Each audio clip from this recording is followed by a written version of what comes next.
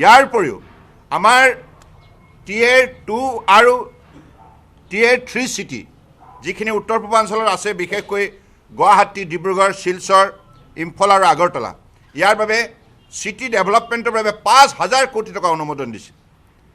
ইয়াৰ উপৰিও national mental health institute Tezpur, ইয়াক এটা ৰিজনেল এপেক্স ইনষ্টিটিউট হিচাপে স্পেচিয়েলাইজ মেণ্টেল হেল্থ কেয়াৰ আৰু ট্ৰেইনিং আৰু ৰিচাৰ্চৰ বাবে বিশেষ ব্যৱস্থা লোৱাৰ কথা ঘোষণা কৰিছে। আৰু PM ডেভেলপমেণ্ট ইনিচিয়েটিভৰ ক্ষেত্ৰতো উত্তৰ পূৰ্বাঞ্চলৰ বাবে এইবাৰ 2,300 কোটি টকা অনুমোদন দিয়া হৈছে, যোৱাবাৰ 1,600 কোটি টকা আছিল। ইয়াৰ উপৰিও north east special infrastructure development স্কিমৰ বাবে 2,500 কোটি টকা অনুমোদন দিছে। NACৰ প্ৰগ্ৰেমৰ বাবেও 825 কোটি টকা অনুমোদন আছে। আৰু আগৰ যিটো খেতি, এই খেতি ইয়াৰ যোগেদি আমাৰ খেতিয়কৰ উপাৰ্জন বৃদ্ধি কৰাৰ বাবে ইয়াত বিশেষকৈ ভেলু এডিশ্যনৰ বাবে, এগ্ৰ' প্ৰচেছিঙৰ বাবে, এক্সপৰ্ট চেইনৰ বাবে ভাৰত চৰকাৰৰ তৰফৰ পৰা বিশেষ ব্যৱস্থা লোৱাৰ কথা ঘোষণা কৰিছে। আৰু বুদ্ধিষ্ট আৰু আমাৰ বিভিন্ন ঐতিহ্য কেন্দ্ৰসমূহৰ মাজত এটা বিত্ত গঢ় দি পেলাই অসম, অৰুণাচল, মণিপুৰ, মিজোৰাম, ছিকিম আৰু ত্ৰিপুৰা অৰ্থাৎ বুদ্ধিষ্ট আৰু হেৰিটেজ চাৰ্কুটৰ ক্ষেত্ৰতো এটা নতুন ব্যৱস্থা গ্ৰহণ কৰাৰ কথা ঘোষণা কৰিছে। ইয়াৰ যোগেদি আৰু এটা লক্ষণীয় দিশ যে বিশেষকৈ আমি সকলোৱে জানো যে ডনাৰ মন্ত্ৰালয়টোত 10% প্ৰতিটো কেন্দ্ৰীয় চৰকাৰৰ মন্ত্ৰালয়ৰ পৰা গ্ৰছ বাজেটৰী ছাপৰ্টৰ এল'কেশ্যনৰ ঘোষণা কৰা হৈছিল। কিন্তু কংগ্ৰেছৰ দিনত 2004 পৰা 2014 তেখেতসকলে কেৱল প্ৰতি বছৰে 15,000 কোটি টকাহে দিবলৈ সক্ষম হৈছিল।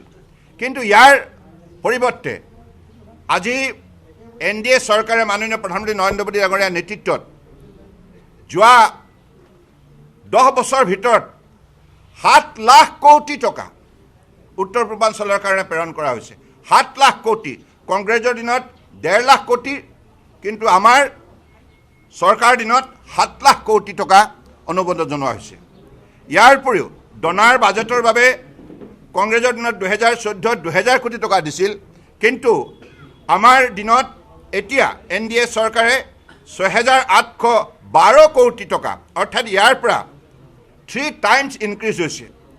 চেণ্ট্ৰেল ডিভলিউশ্যন যিটো টেক্সৰ যিটো আমাৰ বিভিন্ন ৰাজ্য চৰকাৰৰ সৈতে যিটো শ্বেয়াৰিং কৰা হয়, ইয়াৰ ক্ষেত্ৰত কংগ্ৰেছৰ দিনত 11,500 কোটি টকা দিয়াৰ পৰিৱৰ্তে বৰ্তমান NDA চৰকাৰে 2014 পৰা 2025লৈকে 49,725 কোটি টকা, অৰ্থাৎ 5 টাইমছ বিগাৰ। ইয়াৰ উপৰিও আমাৰ এনুৱেল যিটো ৰেলৱে বাজেট উত্তৰ পূৰ্বাঞ্চলৰ বাবে কংগ্ৰেছৰ দিনত আছিল কেৱল 2,122 কোটি টকা। ইয়াৰ পৰিৱৰ্তে 5 টাইম বৃদ্ধি কৰিছে আমাৰ NDA চৰকাৰৰ দিনত 11,484 কোটি টকা। ইয়াৰ পৰাই এই কথাটো স্পষ্ট হয় যে কংগ্ৰেছৰ UPA শাসনকালত এই উত্তৰ পূৰ্বাঞ্চলক কেনেধৰণে অৱহেলা কৰা হৈছিল, কেনেধৰণে সম্পূৰ্ণ মাহিয়াই দৃষ্টিভংগীৰে ইয়াক তেখেতসকলে পৰিচালনা কৰিছিল। কিন্তু ইয়াৰ পৰিৱৰ্তে মাননীয় প্ৰধানমন্ত্ৰী নৰেন্দ্ৰ মোদী ডাঙৰীয়াৰ বলিষ্ঠ নেতৃত্বত উত্তৰ পূৰ্বাঞ্চলক বিশেষভাৱে আজি 11 বছৰে সহযোগিতা আগবঢ়োৱাৰ বাবে উত্তৰ পূৰ্বাঞ্চলৰ প্ৰতিখন ৰাজ্যই ভাৰতবৰ্ষৰ যিকোনো এখন উন্নত ৰাজ্যৰ সৈতে এতিয়া ফেৰ মাৰিব পৰাকৈ নিজৰ আন্তঃগাঁথনি, অনুষ্ঠান, প্ৰতিষ্ঠান, বিভিন্ন ধৰণৰ সা সুবিধাবিলাক অত্যাধুনিক ৰূপেৰে আজি সজাই তুলিবলৈ সক্ষম হৈছে।